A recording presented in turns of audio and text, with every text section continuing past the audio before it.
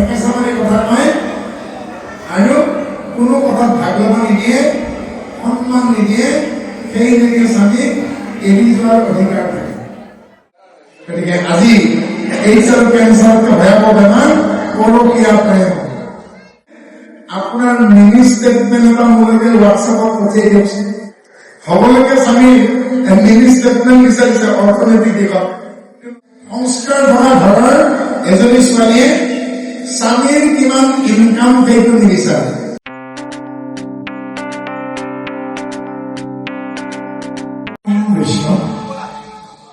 ইতিমধ্যে পুত্ৰ হত্যাকাৰী অশ্বত্থামাক মৃত্যুদণ্ডৰ আৰু অৰ্জুনে বিচাৰি গৈছে।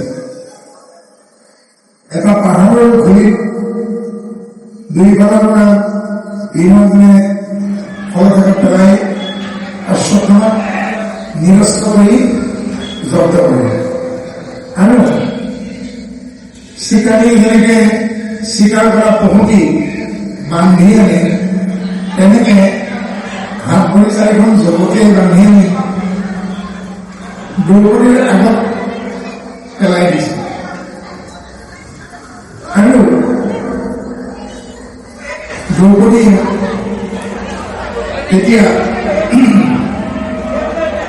মুকলি কৰি দিছে। কাক মুকলি কৰি দিলে? অশ্বত্থামাক মুকলি কৰি দিছে। দ্ৰৌপদীৰ দুখৰ অন্ত নাই, কাৰণ স্বামীৰ লগত বনবাসত যাবলগীয়া হ'ল। নিজ পিতৃ দ্ৰুপদ ৰজাৰ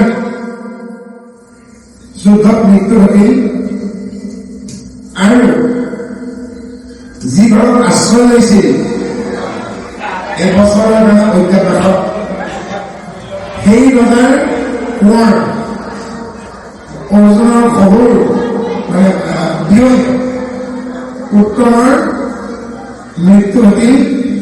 বিভিন্ন প্ৰকাৰে তেওঁ আঘাত পাইছে দ্ৰৌপদী আৰু শেষত নিজৰ পঞ্চপুত্ৰৰ মৃত্যু ঘটিল। কিন্তু ইমান শোকগ্ৰস্ত আইগৰাকীও নিজৰ পুত্ৰ হত্যাকাৰী অশ্বত্থামাক গুৰুপুত্ৰ হোৱাৰ বাবে মুকলি কৰি দিছে। এই মহাভাৰতত দ্ৰৌপদী চৰিত্ৰটো ব্যাসদেৱে মমতাৰ দয়াৰ জীৱন্ত প্ৰতিমূৰ্তি হিচাপে অংকন কৰিছে। কিমানমান বহল হৃদয়ৰ এগৰাকী নাৰী হলে নিজৰ পুত্ৰ হত্যাকাৰীক মুকলি কৰি দিব পাৰে। অকল মুকলি কৰি দিয়াই নহয়, অশ্বত্থামাৰ চৰম চৰিকাৰ কৈছে, গৌতমী পুত্ৰৰ দেখিলে অৱস্থা অন্তৰিত কৰি দিব, হাহাকাৰ কৰি গুৰু পুত্ৰ প্ৰণমিলা পৰশ্ৰী মেলা মেলা বান্ধ ইহাৰে দুখেৰে অধিক উজাই জুই। মোৰ নিজৰ পুত্ৰসকলৰ জুই, নিজৰ পিতৃ আজি আমাৰ এই পৃথিৱীত নাই। পিতৃসুখ পালো, পুত্ৰসুখ পালো, মনত কিমান কষ্ট পালো। এইবাৰ ভাবিছে দ্ৰৌপদীয়ে, যদি স্বামীসকলক অস্ত্ৰ শিক্ষা প্ৰদান কৰা গুৰু দ্ৰোণাচাৰ্য, গুৰু মাতৃ গৌতমীৰ পুত্ৰক যদি হত্যা কৰা হয়, গৌতমী মাতৃ যদি অভিশাপ দিয়ে পাণ্ডৱৰ বংশই নাইকিয়া হ'ব। আৰু গুৰু মাতৃয়ে অভিশাপ দিয়াৰ ফলত আৰু মমতাৰ বিনয়ৰ ক্ষমাৰ জীৱন্ত প্ৰতিমূৰ্তি দ্ৰৌপদীয়ে মহানুভৱতা দেখাই কি কৰিলে? অশ্বত্থামাক মুকলি কৰি দিলে। কিন্তু মনত ৰখা উচিত, সাপে নিৰ্বোধৰ কোপ নাপাহৰে। চিকাৰীয়ে বাঘক সন্মুখতে গুলিয়ালে, বাঘে কিন্তু পিছ হুমকি নাযায়। গুলি খোৱা বাঘে, জাতিৰ আঘাত পোৱা বাঘে কিন্তু চিকাৰীৰ ফালেই শেষ জাপটো মাৰে। গতিকে নিৰ্ভুল থকা বাঘৰ দৰে অশ্বত্থামাই কিন্তু পাণ্ডৱক প্ৰাকে প্ৰকাৰে অন্যায় কৰিবলৈ সদায় সচেতন হৈ আছিল। কাৰণ তেওঁ প্ৰতিশোধ পৰায়ণ আৰু যাৰ মনত হিংসুক ভাৱ ভাৱ থাকে, প্ৰতিশোধ পৰায়ণ ভাৱ থাকে, তেওঁ কেতিয়াও সৎ পথত থাকিব নোৱাৰে। অশ্বত্থামা বীৰ আছিল, মহাৰথী আছিল, অতিৰথী হ'বলৈকে গৈছিল, কৌৰৱৰ সেনাপতি আছিল, তেওঁ অজেয় বীৰ আছিল, কিন্তু ভগৱানৰ দ্ৰোণাচাৰ্যৰ পুত্ৰ কিন্তু ভাল মানুহ নাছিল, ভাল বীৰ নাছিল। আৰু যে আপোন ঘৰৰ দৰে পশ্চাদগামী আক্ৰমণ কৰি কৰে, তেওঁক কেতিয়াও বীৰ বুলি নকয়। বীৰে কেতিয়াও পশ্চাদগামী আক্ৰমণ নকৰে। গতিকে আমাৰ সন্তানে যদি আমাক অশ্বত্থামাৰ দৰে ব্যৱহাৰ কৰে কেনে হ'ব? সেইবাবেই আমি আমাৰ নিজৰ সন্তানক সৎ ভাৱনাত পৃথিৱীত আনিব লাগে। আৰু সৎ ভাৱনাত যদি পৃথিৱীত সন্তানক অনা নহয়, ঘৰৰ পৰাই দংশন কৰাৰ দৰে লিখি আৰু এনেকুৱাকে পশ্চাদগামী আক্ৰমণ কৰিব। বাহিৰত এপাত অস্ত্ৰ নাথাকে, বুমেৰাং, বৌদ্ধ চৰকাৰে বু, মাতাকাৰে মে, ৰতাকাৰে ৰা, অনুচ্চাৰ। বুমেৰাং মানে অসমীয়াত ক'ব গ'লে আমাৰ মানে প্ৰহেলিকা আছে, লোকলৈ বুলি ভুল প্ৰতি আপুনি মৰা ক্ষতি। বেলেগক অন্যায় কৰি বুলি কৈ থাকে, নিজেই তাৰ ভুক্তভোগী হয়। গতিকে সেনেকুৱা বুমেৰাং হৈ যায় কেতিয়া আমি বেয়া কথা, বেয়া আচৰণ শিকাওঁতে বেছি বৰ নালাগে, কিন্তু নিশিকালেও শিকিব, দেখি দেখি শিকিব। গতিকে সেই ছজন তুফান দ্ৰোণাচাৰ্যৰ পৰা অশ্বত্থামাই শিকিছিল, কৰ্ণক যেতিয়া শিক্ষা দিয়া হোৱা নাছিল। যোগ্যতা থকা স্বত্বেও কৰ্ণক কিন্তু শিষ্যত্ব প্ৰদান নকৰিব, যাৰ পৰিপ্ৰেক্ষিতত অশ্বত্থামাই বুজিছিলে যে ভৱিষ্যতে কি হ'ব। গতিকে এই অশ্বত্থামাই যেটো দেখিলে দুৰ্যোধনৰ ভাই সেনাপতি হৈছিল, কিন্তু আজি অৰ্জুনৰ ভীমে ফেৰি আহিছে, বনৰ পৰা 5টা বাট সন্ধান কৰি ব্ৰহ্মাস্ত্ৰ তৈয়াৰ কৰি অৰ্জুনৰ ভয়লৈ মাৰি পঠিয়াই। কৃষ্ণ নথকাহেঁতেন লগত অৰ্জুনৰ অৱস্থা নোহোৱা হ'ল। গতিকে প্ৰত্যেক মুহূৰ্তে মুহূৰ্তে পঞ্চপাণ্ডৱক কৃষ্ণই সহায় কৰিছিল। ঠিক তেনেকে কৃষ্ণই যেনেকে প্ৰত্যেক মুহূৰ্ততে পঞ্চপাণ্ডৱক সহায় কৰিছিল, আমাৰো এই পঞ্চটি দেশ খেতি, অপতেজ, মৰুভূম, এই পঞ্চভূতি দেশটো আপুনি বচাব লাগিলে আপোনাৰ কৰ্তব্য শেষ নহ'লেহে আপুনি কৃষ্ণক সখী কৰি ল'ব লাগিব। যেতিয়ালৈকে সক্ষম কৃষ্ণৰ লগত সখীত্ব কৰিব পাৰিব, আপোনাক কিন্তু কৃষ্ণই নবচায়। আইসকলৰ মনত আছেনে, যেতিয়া কৃষ্ণই দুষ্টালি কৰিছিলে, তেতিয়া যমুনাই ৰছীৰে আনিছিল ওলালটো, নেৰাই নেৰাই বান্ধিছিল। কৃষ্ণক কৈছে যমুনাই, তোক মই মেৰিয়াই মেৰিয়াই বান্ধিম।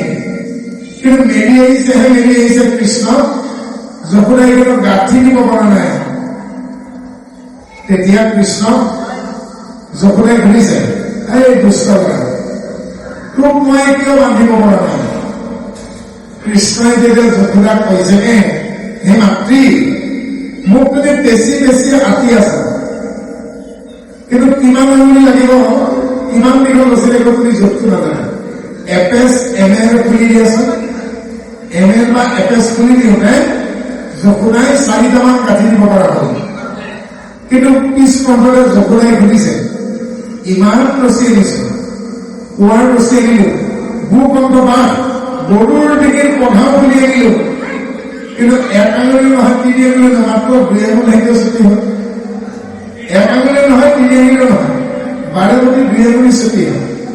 তেতিয়া কৃষ্ণই মাতৃ যমুনা কৈছেগে, হে মাতৃ, হে নন্দৰ নন্দিনী, হে নন্দদায়া, শুনা,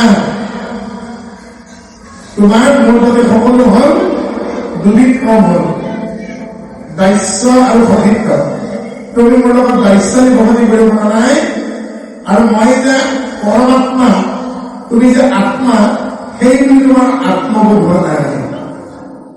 আজিৰ তাৰিখত আমাৰ আকৌ সেই গতিয়ে হ'ল যেনেকে ভক্তি মাতৃ হোৱা স্বত্বেও যশোদাই কৃষ্ণৰ সৈতে দায়িত্বশালী ভ্ৰমণী কৰিব পৰা নাই আৰু সশিত কৰিব পৰা নাই। আজি আধুনিক জগতৰ আমি পথিক বুলি নিজকে ভাবিছো হয়, কিন্তু আজিৰ তাৰিখত আজিৰ মনুষ্যই নিজকে এই যিটো দেহা লাভ কৰিছে এই দেহাটো যে প্ৰাৰব্ধ আৰব্ধ অনাৰব্ধ তিনি প্ৰকাৰ সংস্কাৰৰ পৰা মুক্তিৰ নিমিত্তে আদি ভৌতিক আদি দৈতিক আধ্যাত্মিক তিনি তাপৰ পৰিত্ৰাণ পোৱাৰ নিমিত্তে শৰীৰটো বুলি এইজনে ভাবিব পাৰিছে নহয়। দুগৰাকী আয়ে যেতিয়া গহপুৰতে লগাব কামদালে লগাব হয়নে, ওই গোৱাপাৰা সত্ৰতে লগাব, খুলেগিতে লগাব, পিঠিৰ বিষ, কঁকালৰ বিষ, মূৰৰ বিষ, আঁঠুৰ বিষ, ছোৱালী কি গ'লে জোঁৱাই কি হ'ল, চাকৰি হ'লে, বিয়া দিয়া নাই, নাতিটোৰ বিষ হ'ব আৰু কিবা হ'লে যাব। দুগৰাকী আইতাই হওক, দুগৰাকী বোৱাৰী হওক, দুগৰাকী গাভৰুৱে হওক, লগ লাগিলে জানো ভকতিমূলক কিবা আলোচনা কৰে? দুজন ভকতে ভকত লগ লাগিলে, এজন গহপুৰৰ এজন বৰঙাবাৰী কথা পাতিবলৈ গ'ল ভকতিৰ কিহে বহুত দিন দেখা নাই, কিন্তু আমাৰ ঘৰে দেখোন যোৱা নাই। কিন্তু স্বাভাৱিকভাৱেই লগ পোৱাৰ লগে লগে ঈশ্বৰৰ কথা কয়নে? কিয় নহয়? অহংকাৰে বাধানিত হয়, তাতে মায়াৰ ৰাজ্যত আছে। গতিকে এই অহংকাৰৰ স্বামীখন থকাৰ বাবে, মায়াৰ স্বামীখন থকাৰ বাবে আমি আমাৰ মাজতে ঈশ্বৰ আছে, ঈশ্বৰে চলাই আছে, এইবোৰ পাহৰি যাওঁ। আৰু এনেধৰণৰ এই মায়াৰ অহংকাৰ থকাৰ বাবে আমৃত্যু পৰ্যন্ত কেৱল মায়াৰ ভাৱনাবিলাকে আহি যায়। যিদিনাখন আপুনি নিজৰ শৰীৰতেই নিজৰ আত্মাতেই পৰমাত্মাক প্ৰতিবিম্বিত হোৱা দেখা পাব, মায়াৰ কথাবোৰ আপোনাৰ মুখৰ পৰা নিজে নিজেই নোহোৱা হ'ব। গতিকে মায়াৰ ভাৱনাবোৰ নিজে নিজে নোহোৱা হ'বলৈ হ'লে নিজকে এই জাগতিক জগতৰ হয়ো লাহেকৈ আধ্যাত্মিক দিশৰ পৰা আগবঢ়াই নিব লাগিব। নহ'লে কিন্তু কেৱল জীৱনটোক উপভোগ কৰাৰ বাবেহে বুলি আপোনাৰ বোধ হ'ব আৰু আপুনি আগুৱাই যাব নোৱাৰিব। নৈতিকভাৱে আমি আগুৱাই যাব লাগিলে, আমি দিব্য গুণসমূহ আহৰণ কৰিব লাগিলে অকণমান শৃংখলাবদ্ধ হ'ব লাগিব। মনোগঠিত কামিনীক সন্তুষ্ট কৰিবলৈ কামটোৰ পুৰুষক অতিৰিক্ত কলা ধন লাগে আৰু অলংকাৰ লাগে। ভাল এজনী ছোৱালীয়ে, সংস্কাৰ ভৰা ঘৰৰ এজনী ছোৱালীয়ে স্বামীৰ কিমান ইনকাম সেইটো নিবিচাৰে। কি বিচাৰে? স্বামীৰ কলানে বগা উঠনা চাবৰ সেইটো নিবিচাৰে, স্বামীৰ উপাধি দি সেইটো নিবিচাৰে। কি বিচাৰে? তেওঁৰ মানুহজনৰ কাম কৰিবলৈ শক্তি আছে, কৰ্ম ভালে নহয়, তেওঁ পৰিশ্ৰমী হলে নহয়, তেওঁৰ ধৈৰ্য আছে নে নাই। এতিয়া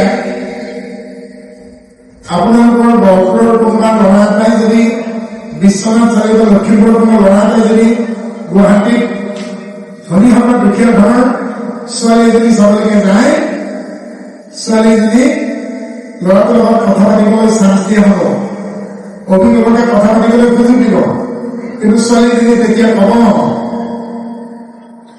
আপোনাৰ চাকৰি ক'ত বা অমুকত, য'তটো গভমেণ্ট নাই নহয়, আপুনি মিনি ষ্টেটমেণ্ট এটা দিবচোন। অৰ্থাৎ ল'ৰাটোৱে প্ৰতি মাহত কিমান টকা ওলোৱা সময় কৰে বেংকত, তাৰে এটা ষ্টেটমেণ্ট লাগিছিল। উভতাই যদি আপোনাৰ ল'ৰাটোৱে ছোৱালীজনীক সোধে, বোলে গোসানী হোৱাটছআপ, ইনষ্টাগ্ৰাম আৰু ফেচবুকত কাৰোবাক তুমি শ্বেয়াৰ কৰা, মোক লগটো খুলি দিয়াচোন। তাৰপিছত ছোৱালীজনী ভিতৰতে দেউতাকক ক'ব, এইটো ল'ৰাৰ লগত মই বিয়া নহ'ব। ভালে বুজি আগতে কি চাইছিল, ঘৰ চাইছিল, বংশ চাইছিল, পৰিয়াল চাইছিল, খোজ কাঢ়িব দিছিল, কঁকালটো চাইছিল, কথা ক'ব দিছিল। এতিয়া ছোৱালীয়ে কি বিচাৰে, আপোনাৰ মিনি ষ্টেটমেণ্ট এটা মোলৈকে হোৱাটছএপত পঠিয়াই দিয়কচোন। হবলৈকে স্বামীৰ মিনি ষ্টেটমেণ্ট বিচাৰিছে অৰ্থনৈতিক দিশত, কিন্তু ল'ৰাটোৱে যদি ঘৰলৈকে কয় তুমি তোমাৰ মোবাইলৰ লকটো খুলি দিয়াচোন, দিব নেকি? নিদিয়ে। তাৰমানে চকু কত পাপীৰ পিঠাত্ম মহন্তৰ যেন মাহনি। তাৰমানে মোৰ কথাটো মহাত্মা গান্ধীৰ ফটো থকা কাগজ কেইখন, গতিকে সেইখন সংসাৰ জানো হব?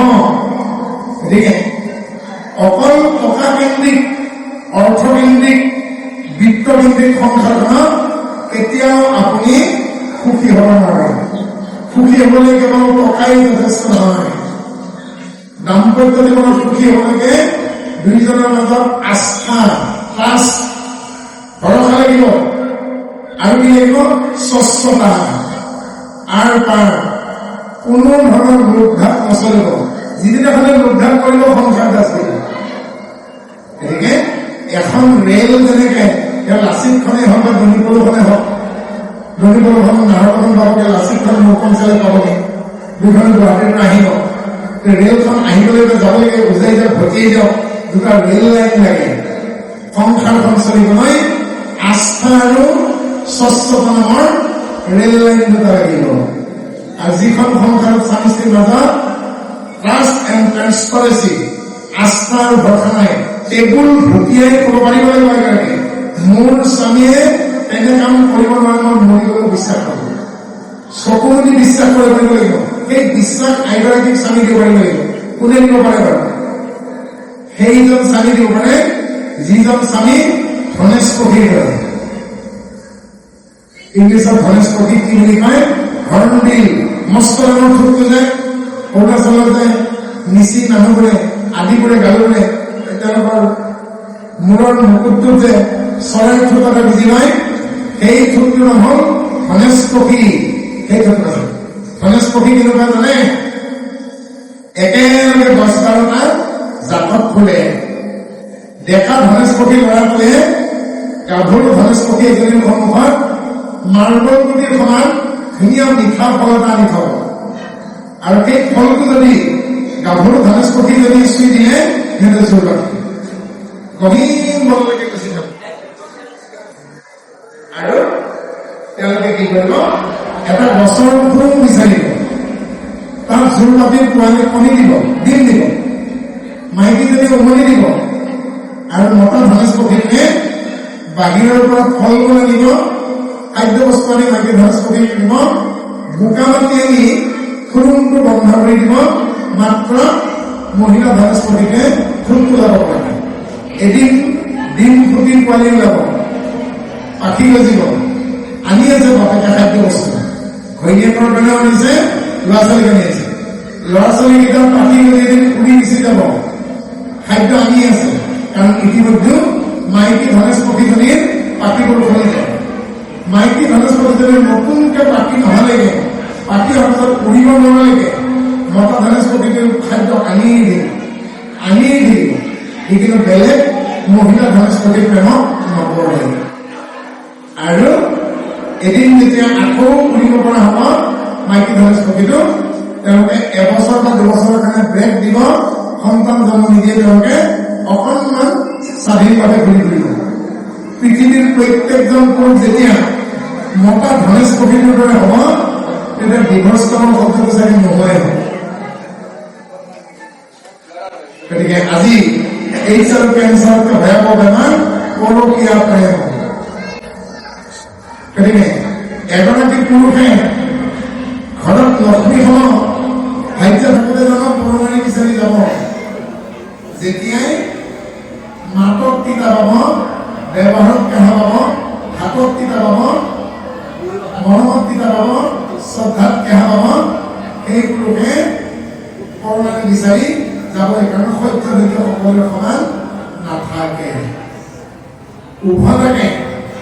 আইগৰাকীয়ে যদি স্বামীৰ পৰা সন্মান দিয়া স্বত্বেও স্বামীক যদি আইগৰাকীক মৰ্যাদা নিদিয়ে, সদায় ঠেলি হেঁচি কথা কয়, থেকেচা মাৰি কথা কয়, আৰু কোনো কথাত ভাগ ল'ব নিদিয়ে, সন্মান নিদিয়ে, সেইলৈকে স্বামীক এৰি যোৱাৰ অধিকাৰ থাকে। গতিকে বিভিন্ন কাৰণত সংসাৰবোৰ ভাঙে।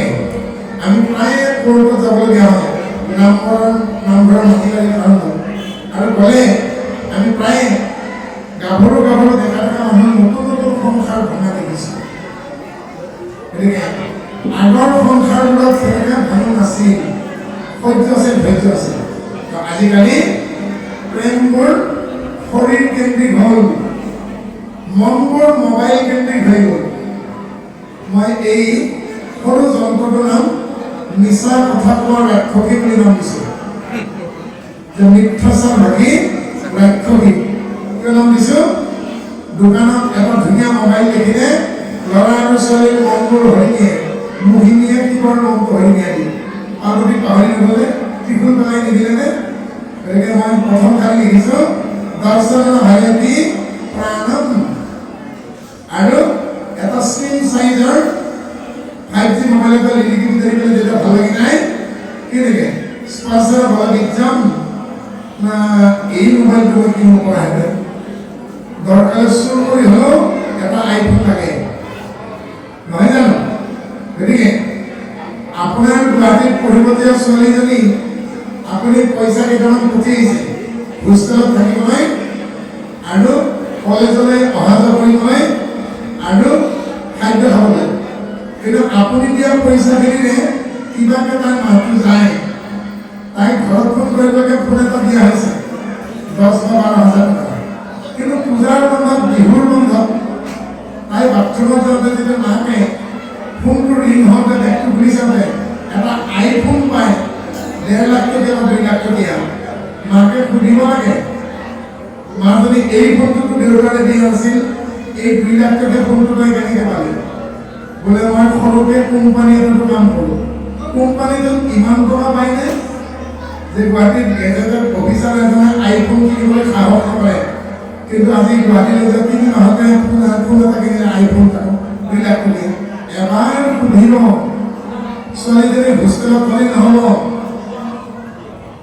তাইক গেষ্ট হাউচত থলে নহ'ব, ছাডেন ভিজিট দিব, নোকোৱাকৈ যাই চাবলৈ কি কৰি আছে।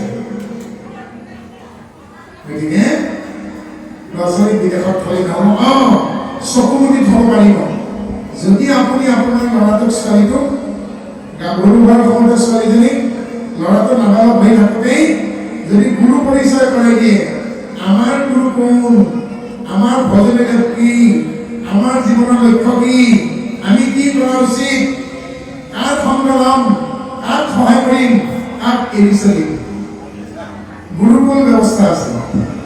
মই আগতেই কৈছোঁ ঋষি সংস্কৃতি আৰু কৃষি সংস্কৃতি কিমান সুন্দৰ কথা।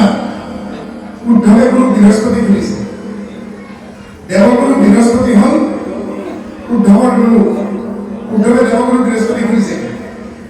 কাৰ লগত মই বন্ধুত্ব কৰিম বা মিত্ৰতা কৰিম, কাক মই সহায় কৰিম আৰু কাক মই এৰাই চলিম, এই গুৰুদেৱ মোক মাৰ্গদৰ্শন কৰক। দেৱগুৰু বৃহস্পতিয়ে কি কৈছে উদ্ধৱ সংহিতা? মৈত্ৰী কৰুণা মুদিতা সুখা দুখা উপেক্ষা আদানত চিত্ত প্ৰসাদ। এই উদ্ধৱ, তুমি সন্তৰ লগত সংগতি, ভকত বৈষ্ণৱৰ লগত তুমি লিপ্ততা কৰিবা। যিজন দুখ পাইছে, যিগৰাকীয়ে শাৰীৰিকভাৱে মানসিকভাৱে দুখ পাইছে, তেওঁক তুমি দয়া কৰিবা, কৰোণা কৰিবা। লগতে যিজন লম্পট, চোৰ, ডকাইত, চৰিত্ৰহীন, ৰাক্ষস স্বভাৱৰ, ক্ৰূৰ স্বভাৱৰ, কপটী, তেওঁক এৰাই চলিবা। কাৰ লগত ফ্ৰেণ্ডশ্বিপ, দ্যাট মিন্স মিত্ৰতাৰ লগত কৰিম, বন্ধুত্ব লগত কৰিম, সৎ মানুহৰ লগত কৰিম। সৎ গুণ আকৌ প্ৰশ্ন কৰিছে উদ্ধৱে, সাধু গুণ। তেতিয়া বৃহস্পতিয়ে উত্তৰ দিছে, সৎ অধ্যতে ইতি সাধু, সত্যত যিয়ে থাকে তেওঁৱেই সাধু। আকৌ প্ৰশ্ন উদ্ধৱে, সত্য কি? তেনে বৃহস্পতি কি কৈছে, যাৰ কোনোদিনেই পৰিৱৰ্তন নহয় সেইটোৱে সত্য। এইবাৰ বৃহস্পতি কৈছে, পদ শিৱ আনন্দ ঘন পৰম ব্ৰহ্মই তেওঁৰ হৃদয়ত ভৰাই দিয়ে,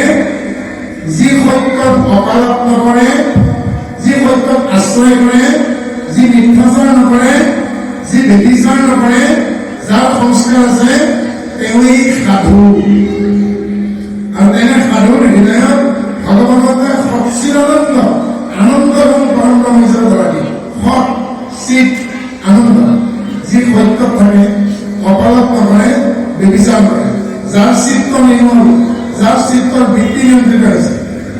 আনন্দ তেওঁৰ হৃদয়ানন্দ, প্ৰেমানন্দ, স্বৰূপানন্দ, নিত্যানন্দ, ব্ৰহ্মানন্দ, পূৰ্ণানন্দ, আনন্দই আনন্দ তেওঁ হৃদয়তেই প্ৰাপ্তি কৰে।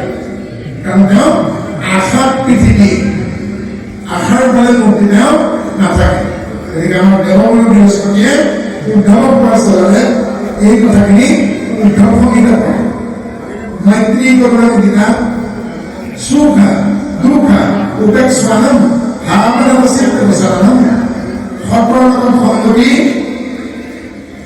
দুখীয়া দৰিদ্ৰ আৰু আঘাতপ্ৰাপ্তি যাৰ লোকক কৈছে তেওঁ দয়া কৰিব লাগে আৰু দুষ্ট লম্পট পাষণ্ডৰ হিংসুকৰ পৰা আঁতৰি থাকিব লাগে। কাৰ লগত ফ্ৰেণ্ডশ্বিপ কৰিম, কাৰ কেয়াৰ ল'ম আৰু তাক এভইড কৰিম, এনেকে নকৰাকৈ আজিকালি ল'ৰা ছোৱালী বুজি নাপায়। আধা আধা ইংৰাজী আধা আধা অসমীয়া ক'লেহে বুজি পায়। বুজি পাইছে নহয়? আজিকালি ল'ৰা ছোৱালীবিলাকৰ ভাষাবিলাক কিমান আধা অসমীয়া আধা হিন্দী আধা ইংৰাজী হ'ল দেই।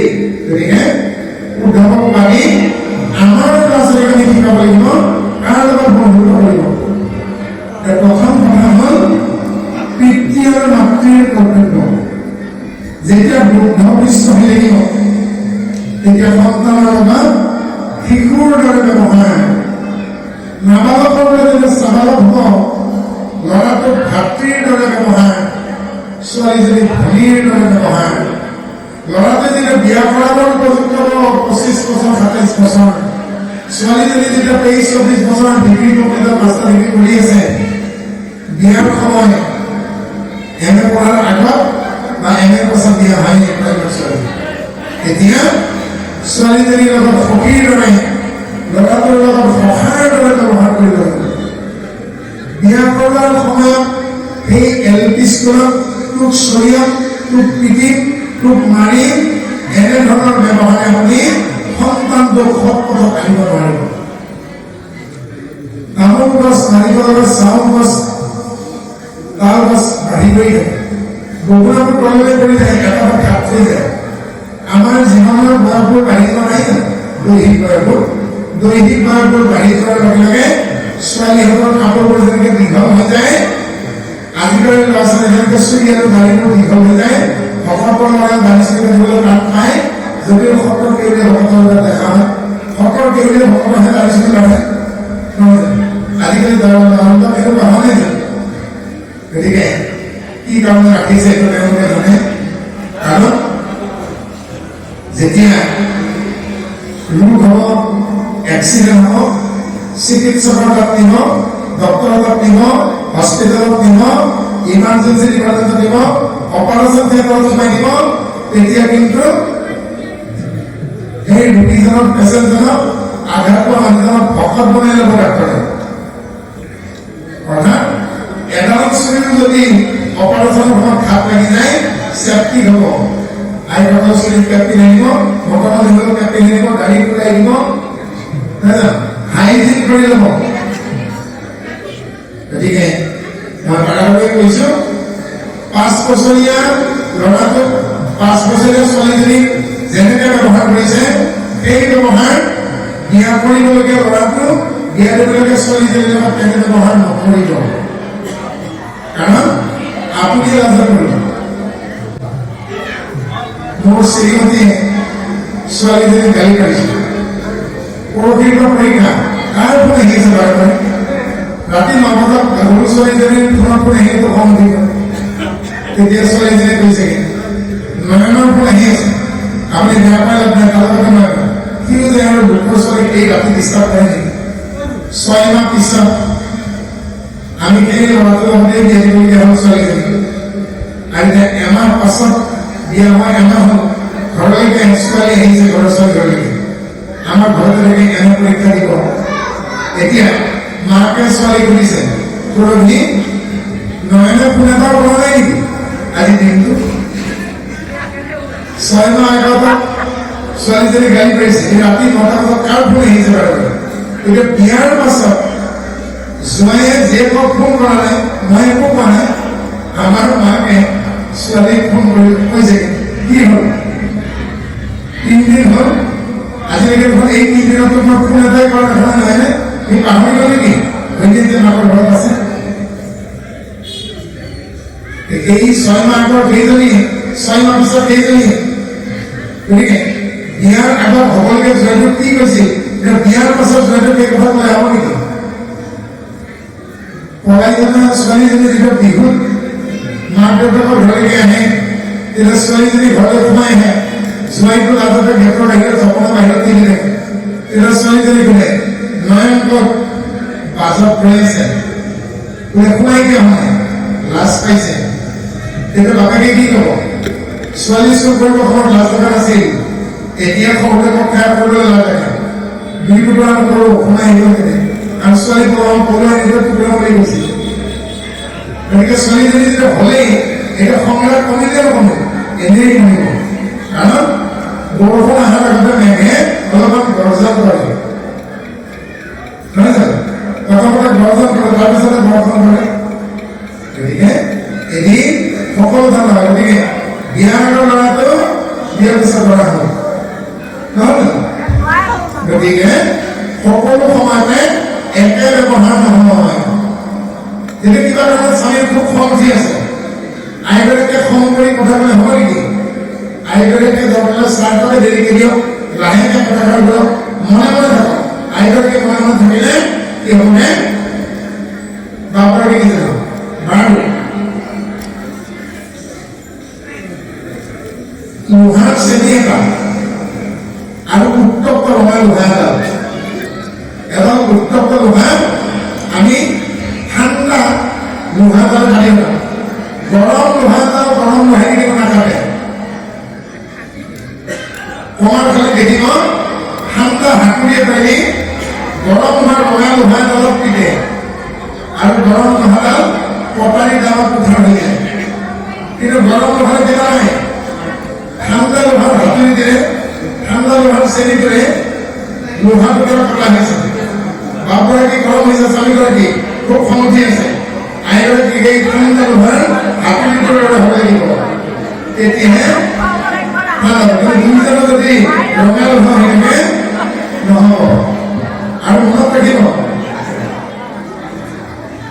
লোহাৰ টুকুৰা যেতিয়া লোহাৰ হাতেৰে কোবাই খতম খতমকে উঠে যেতিয়া মন্দিৰবিলাকত দুৰ্গা মন্দিৰ শিৱ মন্দিৰ কালী মন্দিৰত ঘণ্টা বজাই কমকে কাষখন বজাই খুব শব্দ উঠে কিন্তু সোণ এটুকুৰা সোণাৰীয়ে যেতিয়া লোহাৰ হাতেৰে পিটে এতিয়া কিন্তু শব্দ কমকে উঠে অৰ্থাৎ কি উঠে একে ধাতুৰে একে ধাতুত আঘাত কৰিলে বৰ শব্দ হয় হয়নে আপোন মানুহে কষ্ট দিলে বৰ কষ্ট পায় হয়নে নহয় গতিকে একদম একেবাৰে তেজৰ সম্পৰ্ক নথকা এই সম্পৰ্ক নোহোৱা ছোৱালীজনী সেইবিলাক ভগৱান হৈ নাযায় হয়নে কিন্তু ছোৱালীজনী এমাহতে ঘৰচীয়া হৈ যায় কিন্তু 12 বছৰ হোৱাৰ পিছতো কিন্তু শহুৰৰ পৰা খামা কৰি যায় গতিকে ল'ৰাই হজম হ'বলগীয়া টাইম লাগে সময় লাগে সেইকাৰণে কৈছো